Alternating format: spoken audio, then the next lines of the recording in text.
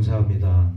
오늘 거룩하고 복된 우리 주님의 날 영광의 예배로 나아갈 수 있도록 인도하여 주시는 애 감사드립니다. 모든 영광과 존귀와 찬양 홀로 받으시기에 우리가 부족함이 없는 저희들의 삶이 될 수 있도록 주여 역사하여 주옵소서. 날마다 우리 주님의 은혜 가운데 삶을 살아갈 수 있는 우리 거룩한 주님의 자녀들 될 수 있기를 간절히 바랍니다. 여러 가지 상황 속에서, 환경 속에서 무너진 저희들의 모습을 발견하고 주님 앞에 가까이 다가가고자 하는 그 마음을 주님께서 헤아려 주셔서 늘 주님이 힘주시고 능력 주심을 잊지 않고 주님께로 더 가까이 갈 수 있는 우리 믿음의 사람들 될 수 있도록 주님 축복하여 주옵소서.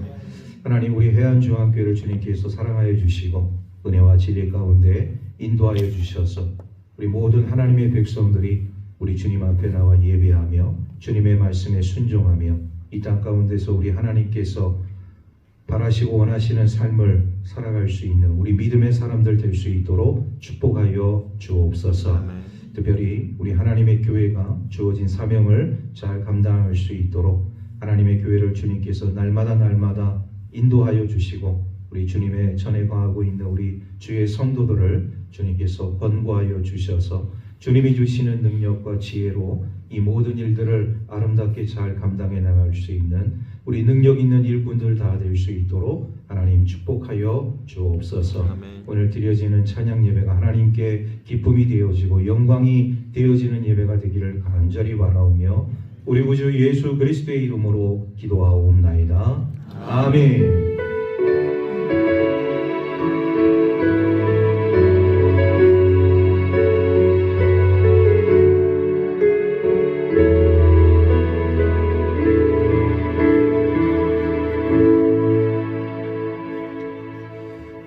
말씀 보겠습니다. 마태복음 16장 16절 말씀, 신약성경 27쪽에 있습니다.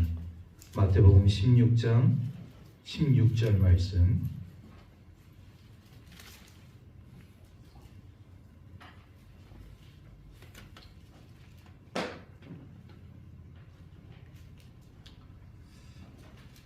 우리 한 목소리로 함께 말씀을 같이 읽겠습니다. 시작. 시몬 베드로가 대답하여 이르되 주는 그리스도시요 살아계신 하나님의 아들이십니다. 아멘. 자, 우리 옆 사람과 인사 나누도록 하겠습니다. 사랑합니다. 축복합니다. 또 한 번 인사하겠습니다. 졸지 맙시다. 우리 앞 사람에 있는 어깨에 손을 얹으시고 한번 이렇게 어깨를 좀 주물러 주세요. 어깨가 뭉쳐 있는 거 계실 수 있고. 자, 이제 반대로.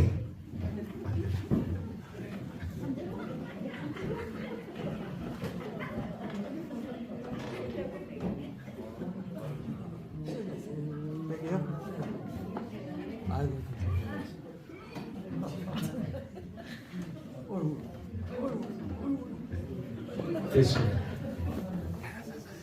신음소리가 나시는 분들 계십니다.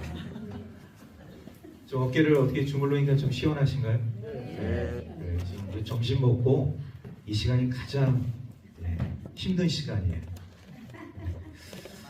이제 날씨도 이제 더워지기 때문에 이제 몸도 이렇게 나른해지고 피곤이 아주 여러분들의 몸속에 배어 있기 때문에 이제 하나님의 말씀이 선포되는 순간 눈을 감는 분들이 있어요. 옆 사람에게 다시 한번 이렇게 이야기하겠습니다. 눈을 감지 맙시다. 감사합니다. 제가 볼 때 우리 배장로님은 눈을 안 감으세요. 수술한 이후로는 절대로 눈을 감지 않는 그런 특징이 생겼어요. 얼마나 눈이 부리부리해 주셨는지 우리 권사님들이 만날 때마다 미남 되신 우리 장로님 오셨다고 칭찬 아닌 칭찬을 하는 분들이 많이 계십니다. 그래요. 자, 여러분, 오늘 우리가 말씀을 보게 되어지면 우리 신앙 가운데서, 예배 가운데서 제일 먼저 우리 하는 게 있어요. 그게 뭔지 아십니까? 우리가 예배를 드릴 때 우리의 신앙을 먼저 이렇게 하고 하나님 앞에 예배를 드려요. 그건 뭘까요? 신앙 고백. 우리가 예배를 드릴 때 이 신앙 고백을 드리는데 이 신앙 고백은 언제부터 시작이 되었느냐? 바로 초대교회 때부터 시작이 되었다고 볼 수가 있어요. 우리 초대교회 때 사도들의 신앙 고백을 토대로 해서 우리가 신앙 고백을 하게 되어집니다. 여러분, 이 신앙 고백이 아무것도 아닌 것 같은데 굉장히 중요합니다. 왜 중요한지 아십니까? 왜 중요할까요? 이 신앙 고백이. 그냥 우리는 이제 주일 예배 때마다 사도신경으로 우리의 신앙을 고백하겠습니다. 하고 이제 어떻게 보면은 그냥 주문을 외우듯이 신앙 고백을 하시는 분들도 상당히 많이 있지만 이 내용을 찬찬히 읽어보신 분들은 이 신앙 고백이 왜 우리에게 필요한 것인가를 알 수가 있어요. 왜 그럴까요? 왜 신앙 고백이 우리에게 왜 중요할까요? 내가 하나님을 믿기 때문에. 예? 믿는 대상. 믿는 대상. 우리 권사님 뭐라고 말씀하셨어요? 내가 하나님을 믿기 때문에. 내가 하나님을 믿기 때문에. 자, 우리 두 분의 말씀을 종합하게 되어지면 바로 신앙 고백은 나의 신앙 고백. 나의 신앙의 고백이 없이는 우리의 신앙 가운데서 우리는 흔들릴 수밖에 없기 때문에 우리 신앙 고백이 그래서 굉장히 중요합니다. 여러분, 이 신앙 고백 가운데 제일 먼저 등장하고 있는 나는 전능하신 아버지 하나님 천지의 창조주를 믿습니다.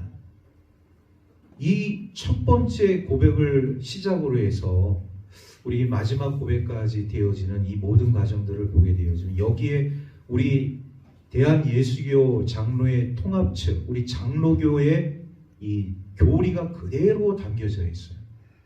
삼위일체의 교리도 함께 담겨져 있고 우리의 신앙의 고백의 대상이 누구인가를 분명히 말씀을 하고 있고 또 우리가 교회라는 그 공동체를 통하여서 하나님의 교회가 어떻게 삶을 살아야 되고 어떤 일을 해야 되고 우리 성도들의 삶은 어떻게 해야 되는 것인가를 그대로 고백을 하고 있는 하나의 신앙 고백이기 때문에 이 사도신경은 절대로 우리 신앙생활 가운데서 놓쳐서도 안 되고 잃어버려서도 안 되고 잊어서도 안 되는 아주 중요한 신앙의 내용이라는 것을 우리가 깨닫습니다. 그러니까 앞으로는요, 이 사도신경으로 우리의 신앙을 고백하게 되어질 때 이 내용들을 한번 여러분 깊이 생각해 보시고 이 신앙 고백을 할 수 있기를 바랍니다. 그냥 주문을 외우듯이 이렇게 신앙 고백하지 마시고 그 내용들을 음미하면서 때로는 읊조리면서 이 신앙 고백기에 내가 신앙생활을 하고 있구나, 믿음 생활을 하고 있구나 이렇게 생각하시면 여러분들의 신앙이 더 예전보다는 향상된 발전된 그런 믿음의 모습을 보일 수가 있어요. 우리 옆 사람이 그렇게 이야기하겠습니다. 신앙 고백 위에 섭시다. 신앙 고백 위에 섭시다. 할렐루야. 네, 그래요. 신앙 고백, 바로 이 사도들의 신앙 고백을 통하여서 이 신앙 고백이 이제 사도신경이 시작이 되어졌는데 이 사도신경이 오늘날 우리 교회 공동체, 우리 믿음의 사람들의 삶 가운데 있어서 그 신앙이 견고히 설 수 있고 흔들리지 않는 우리의 어떤 신앙의 이제 고백서가 되어짐으로 인해서 오늘 이제 베드로가 우리 주님 앞에 이 고백하는 그 내용에 이르기까지 이 모든 것들이 하나로 이게 귀결되어진다는 것을 우리가 깨닫습니다. 그만큼 우리 신앙 고백이 사도신경이 굉장히 중요한 것이다. 먼저 우리의 이 신앙을 통하여서 우리 하나님 앞에 나아가게 되어질 때 확실한 믿음의 신앙 고백을 한 우리 믿음의 선진이 있습니다. 그 사람의 이름은 여호수아예요. 여러분, 여호수아는 모세라는 지도자를 이제 뒤로 하고 차기 지도자로서 이스라엘 백성들을 이끌고 가나안으로 들어간 지도자 아니겠습니까? 여호수아 24장 말씀을 보게 되어지면 여호수아가 이제 임종을 앞두고 세겜의 그 많은 백성들을 불러 모으게 되어집니다. 세겜이라는 그 도시는 굉장히 이제 신앙적으로 중요한 도시인 것이죠. 여기서 우리 이스라엘 백성들의 신앙이 고백되어지고 또 하나님의 사람으로서 삶을 결단하고 나아가는 신앙의 장소, 바로 그곳이 세겜이라는 곳이에요. 누구보다도 여호수아는 이것을 잘 알고 있었기 때문에 이제 임종을 맞이하는 이 여호수아에게 있어서 내가 마지막으로 이 백성들에게 무엇을 당부해야 할 것인가를 생각하게 되어질 때 그는요 그 세겜의 많은 이스라엘 백성들을 불러 모아놓고서 그렇게 고백을 하게 되어지죠. 나와 내 집은 오직 여호와만을 섬기겠노라. 나와 내 집은 오직 여호와만을 섬기겠노라. 이런 신앙 고백을 하게 되어져. 이스라엘 백성들이 이제 가나안 땅에 정착을 하게 되어지면서 이 삶이 점점 넉넉해지고 풍요해집니다. 그런데 사람은요 항상 간사해요. 그 광야에서 40년 동안 요리방황하고 힘들고 어려울 때는 사실 이렇게 넉넉함과 풍요로움에 대한 이런 어떤 소망, 갈망을 할 수가 없었어요. 그냥 하루 벌어서 하루 먹고 하나님이 내려주시는 일용할 양식 만나 메추라기 먹고 그래 오늘도 하나님이 주신 이 만나와 메추라기로 해서 내가 오늘 하루를 연명하는구나. 그리고 또 다음날 아침에 또 주신 만나와 메추라기. 이게 하루하루의 삶을 통해서 이스라엘 백성들이 40년 동안 광야 생활을 하게 되어졌다면 이 가나안 땅은요 전혀 다른 세상이었습니다. 그러니까 이 가나안 땅에 정착을 하게 되어지면서 이스라엘 백성들의 그 삶의 이 자리가 말이죠 광야하고는 비교할 수가 없는 거예요. 풍요롭고 넉넉함이 이스라엘 백성들의 삶 가운데 찾아오게 되었습니다. 그런데 항상 사람은요 뭐가 문제냐, 풍요롭고 넉넉하게 되어질 때 우리 하나님과의 관계가 문제예요. 이스라엘 백성들이 하나님과의 관계, 이 풍요롭고 넉넉한 상황 속에서 하나님과의 관계가 좋았다고 한다면 아마 이 여호수아는 마지막으로 이런 유언을 남기지 않았을 것 같아요. 그런데 왜 여호수아가 이 24장 말씀에서 마지막 유언으로 나와 내 집은 오직 여호와만을 섬기겠노라, 왜 이런 유언을 남기게 되었을까? 풍요롭고 넉넉해지니까요 이스라엘 백성들이 하나님을 떠나기 시작합니다. 하나님 없는 삶을 살기 시작해요. 그리고 우상을 섬기고 가나안 사람들이 섬겼던 이 바알과 아스타롯, 이 가나안 신들을 섬기기 시작합니다. 왜? 그 신들의 그 상징성이 이 다산, 풍요 이런 것들을 의미하거든요. 이런 우상을 이제 섬기는 일들이 이스라엘 백성들의 삶 가운데 있다 보니까 여호수아가 야 이렇게 해서는 우리의 신앙, 우리 하나님을 믿는 하나님의 백성들의 신앙이 무너질 수 있겠구나. 이제 그것을 추스리기 위해서 마지막으로 임종시에 아주 어떻게 보면 결단을 촉구하는 이 신앙 고백을 하게 되어집니다.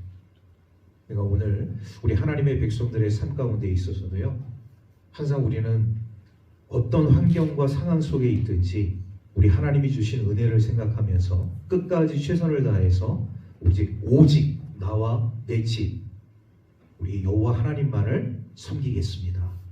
이렇게 고백할 수 있는 주의 백성들 되기를 주의 이름으로 축복합니다. 옆 사람이 그렇게 이야기하겠습니다. 하나님만 섬기겠습니다. 하나님만 섬기겠습니다. 할렐루야. 아멘. 네, 두 번째는 뭐냐? 우리 다니엘의 세 친구가 있습니다. 사드락, 메삭, 아벳느고. 이 다니엘과 세 친구가 이 바벨론으로 이제 포로로 끌려가면서 아주 유능한 친구들이에요. 재능도 뛰어나고 지혜도 있고 학식도 있고.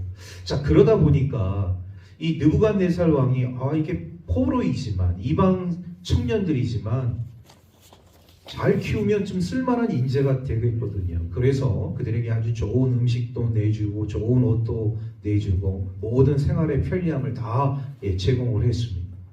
자, 그리고 나서 어떤 일을 이제 행하게 되어지냐면 이 황제 우상 정책을 쓰게 되어집니다. 금 신상을 만들어 놓고 이제 모든 이 바벨론의 사람들뿐만 아니라 이방 사람들, 포로로 온 사람들까지도 다 이 금 신상 앞에 절하게 하는 이런 어떻게 보면은 특명을 내리게 되어져요.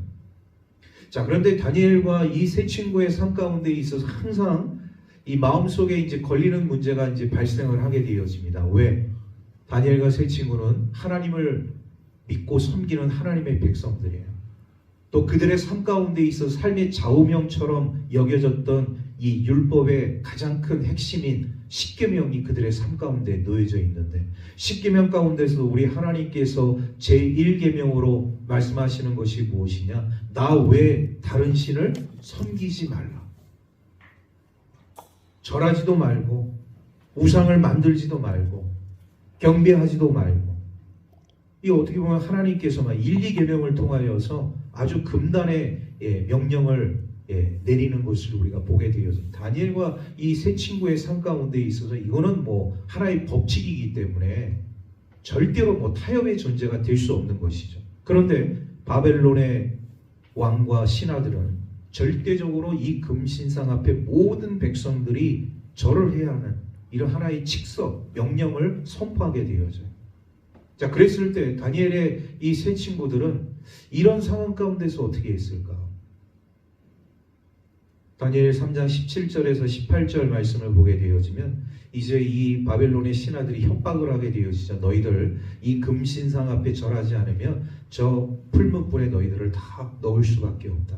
너희들에게 기회를 주겠다.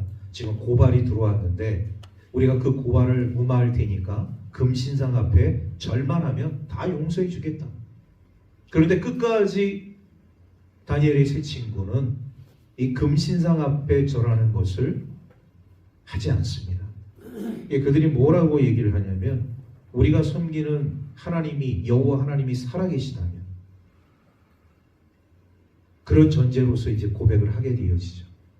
우리를 이 금신상 앞에서 우리를 지켜주시겠고 만약 그리 아니하실지라도 우리는 이 금신상 앞에 절하지 않겠습니다. 이런 고백을 하게 되어져. 살아계신 하나님이 계시다면 우리를 여기서 지켜주시겠고 왕의 손에서도 지켜주시겠고 그리 아니하실지라도 우리는 절대로 금신상 앞에서 절하지 아니하겠습니다. 이게 바로 다니엘 세 친구의 믿음의 고백입니다. 여러분 이렇게 정말 죽음의 그 위기 가운데서 내가 살 수 있는 그런 방법이 있어요. 근데 그 살 수 있는 방법은 하나님을 포기하는 거예요. 하나님을 포기하면 나는 살 수 있어요. 우리들의 마음속에 아마 다니엘의 세 친구의 마음속에도 이런 갈등은 분명히 있었을 겁니다. 내가 잠깐 하나님 내려놓고 여기서 내가 이 화를 피하고 다시 하나님 믿는다고 얘기하면 되지 않을까? 아마 그런 마음도 있지 않았을까 생각이 되어져요. 그런데 다니엘의 세 친구 사드락, 메삭, 아벳느고는 그렇게 말할 수 있는 기회가 있었음에도 불구하고 우리는 절대로 금신상 앞에 절을 할 수 없습니다. 이렇게 고백을 하는 거예요. 이들의 신앙 고백을 우리가 유심히 살펴볼 수가 있죠. 이렇게 죽음을 불사하고서라도 금신상 앞에 절할 수 없는 이 다니엘의 세 친구의 믿음, 이들의 신앙, 이건 그냥 주어지는 것이 아니라는 것을 우리가 깨닫게 되어집니다. 확고한 우리 하나님을 향한 믿음이 없이는 도저히 이런 상황 속에서 이렇게 말할 수가 없다는 것이죠. 그러니까 우리 신앙인들의 이 삶 가운데 있어서요, 항상 우리 하나님과 세상의 그 타협점에서 우리에게 이런 유혹과 시험이 옵니다. 뭐 이런 다니엘의 세 친구 같은 경우에는 이 극렬히 타는 풀무불 앞에서의 이런 시험이 찾아오게 돼요. 어떻게 보면 극단적인 시험이죠. 그러나 우리들의 삶의 자리 속에서는 이런 극단적인 시험이 아니고서라도 얼마든지 우리 하나님과의 관계, 세상과의 관계 속에서 너 어느 쪽을 선택할래? 세상 쪽을 선택하면 너에게 이런 모든 것들이 다 보장되어지고 더 좋은 것들이 많이 있고 또 훌륭한 것들이 많이 있는데 굳이 그러한 가운데서도 하나님을 선택할 것인가? 이제 이런 어떤 시험과 유혹들 얼마든지 우리들의 삶 가운데 있을 수 있다. 그런데 그런 상황 속에서도 다니엘의 세 친구처럼 사드락과 메삭과 아벳느고처럼 우리는 그럼에도 불구하고 우리 하나님만을 나는 선택하겠습니다. 나는 하나님만을 바라보겠습니다. 이렇게 고백할 수 있는 신앙이 되어질 수만 있다면 우리는 어떤 상황 가운데서도 온전한 믿음 생활을 할 수 있다는 것을 우리가 깨닫습니다. 우리 옆 사람에게 또 이렇게 이야기하겠습니다. 하나님만 선택하겠습니다. 하나님만 선택하겠습니다. 할렐루야. 제가 잠잘만 하면 옆 사람에게 이렇게 고백을 하면서 잠을 깨우고 있다는 것을 아시면 좋을 것 같아요. 마지막으로 오늘 이 성경에 오늘 우리에게 주어진 마태복음 16장 16절에서 되어지는 베드로의 고백입니다. 우리 다시 한번 읽도록 하겠습니다. 16장 16절 말씀 함께 읽겠습니다. 시작. 시몬 베드로가 대답하여 이르되 주는 그리스도이시요 살아계신 하나님의 아들이시니이다. 아멘. 베드로의 고백. 주는 그리스도이시요 살아계신 하나님의 아들이십니다. 여러분, 이 신앙 고백보다 더 훌륭한 고백이 어디 있을까? 정말 베드로는요, 우리 주님 앞에 놀라운 신앙을 고백했어요. 이 신앙 고백 속에 모든 것들이 다 포함되어져 있습니다. 그러니까 우리 주님이 얼마나 이 베드로의 이 고백이 마음에 드셨는지 우리 베드로를 축복하셔요. 그리고 너의 그 고백 위에 교회를, 하나님의 교회를 내가 세우겠다. 이런 말씀까지 하게 되어집니다. 여기에 이제 우리 주님이 더 추가하셔서 하신 말씀이 뭐냐면, 너의 이 고백이 혈육에 의해서 되어진 고백이 아니라 하늘에 계신 우리 하나님께서 이 고백을 하게 하신 것이다. 이런 말씀을 하게 하십니다. 여러분, 오늘 우리들의 이 신앙 고백조차도 결국 내가 하는 것처럼 우리가 생각할 수 있지만 아니에요. 하나님께서 우리를 통하여서 우리가 이런 믿음, 이런 신앙을 고백하게 하셨다는 그 사실을 우리가 잊어서는 절대로 안 돼요. 그리고 우리 믿음의 선진들의 삶 가운데 있어서요, 위로부터 오는 그 은혜의 삶이 얼마나 중요한 것인가를 다시 한번 우리에게 깨닫게 해주시는 것이죠. 그래서 우리들의 신앙은요, 이 땅에서부터 시작되어지는 것이 아니라 우리 하늘에 계신 하나님의 삶에서부터 비롯되어진다는 것. 베드로의 고백도 바로 이 하나님께서 베드로에게 그런 마음을 주셨다는 거예요. 그 마음이 뭐냐? 성령의 마음인 것이죠. 성령이 우리 베드로의 마음을 가마감동시킨 거예요. 그래서 그가 믿음으로 이런 고백을 할 수 있었다는 것이죠. 여러분, 성령이 떠나가잖아요. 베드로가 이 성령이 항상 충만했으면 얼마나 좋았을까요? 그런데 금방 되돌아서 우리 주님께서 십자가 지신다니까 예수님 그렇게 하지 마십시오. 그렇게 안 했으면 좋겠습니다. 이렇게 칭찬을 받던 베드로가 예수님으로부터 어떤 존재가 되는, 사탄이 되어져. 사탄아, 뒤로 물러나라. 그 순간 사탄에게 조정되어지는 베드로의 모습을 우리가 보게 되지 않습니까? 성령이 항상 우리 안에 이 머무르는 삶이 얼마나 중요한 것인가. 우리 옆 사람에게 그렇게 이야기하겠습니다. 성령 충만합시다. 성령 충만합시다. 할렐루야. 아멘. 예. 졸다가 일어나는데 성령 충만하다. 예. 참 놀라운 우리 하나님의 은혜죠.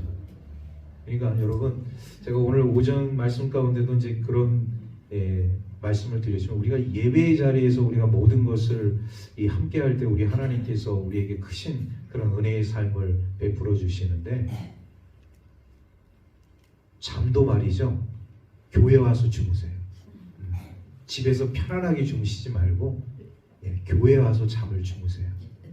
제가 여러분들 뭐 예배 시간에 누구 일어나십시오 뭐 이렇게 얘기하지 않잖아요. 그러나 위에 있으면 다 보여요. 어느 분이 졸고 있고, 어느 분이 지금 집중하고 있고, 어느 분이 하나님 말씀에 더 경청하고 있고. 근데 여러분, 그 졸다가 말이죠, 우리 하나님의 은혜를 받을 수가 있습니다. 갑자기 졸다가 일어나는데 성령 충만합시다. 그러면 졸음이 확 떠나가게 되어 성령 충만함이 우리 속에 확 들어오게 되어져요. 우리 옆 사람에게 다시 한번 얘기하겠습니다. 성령 충만합시다. 성령 충만합시다. 할렐루야. 말씀을 정리합니다. 우리들의 신앙 고백이 너무나도 중요한 시대에 우리가 삶을 살아가고 있다는 것이죠. 우리 믿음의 선지들 가운데서도 여호수아처럼, 다니엘의 세 친구 사드락과 메삭과 아벳느고처럼, 그리고 오늘 이 말씀의 고백자의 베드로처럼 우리의 삶 속에서 끊임없이 우리 신앙을 고백하며 하나님께 나아가는 우리 축복의 자녀들 되기를 주의 이름으로 축복합니다. 기도하겠습니다. 하나님 감사합니다. 거룩하고 복된 주님의 날에 하나님 전에 올라와 주님의 말씀을 듣고 예배의 자리에서 우리 하나님을 경배하고 찬양하게 하시니 감사를 드립니다. 만 가지 은혜를 저희가 받은 줄로 믿사오니 그 만 가지 은혜를 통하여 우리 하나님께 영광 돌릴 수 있는 주의 백성들의 삶이 되게 하여 주옵소서. 흔들리지 않는 신앙을 가지고 믿음의 신앙 고백 터전 위에 주님의 귀한 생명의 삶을 이어갈 수 있는 우리 축복의 자녀들 될 수 있도록 은혜 내려 주옵소서. 모든 것 감사드리며 우리 구주 예수 그리스도의 이름으로 기도하옵나이다. 아멘.